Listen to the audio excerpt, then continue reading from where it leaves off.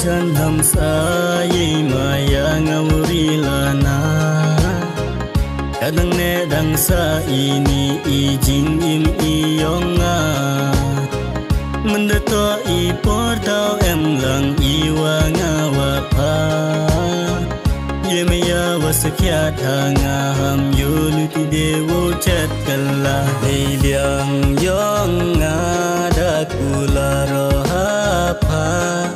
Penskemo ye maya pawaro tirata katu neliang iyonga dakula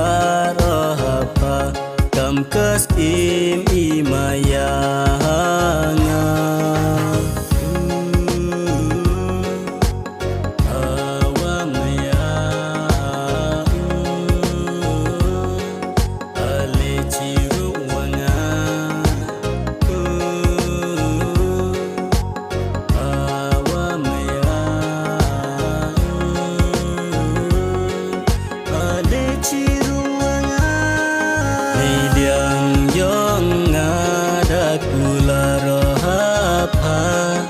Penskemo ye maya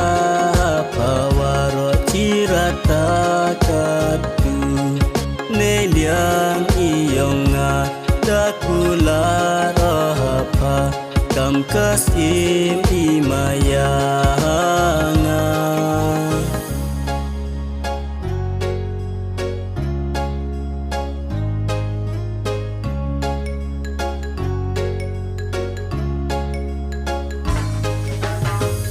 Umstuk is miao yang astaman Klem em da pa kanong pentingan Menspin da pistalang Hawa em po charge ngay na nga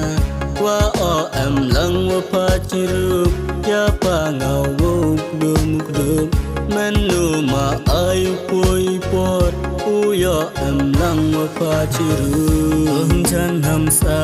ye maya ngawri lana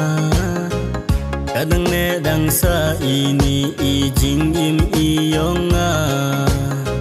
mendato I portau em lang I wanga wapa ye maya wasakya thanga ham yulu ti dewo chat kala liang yonga dakula rohapa penskemo ye maya pawaro tirata neliang iyonga dakula rohapa kam kas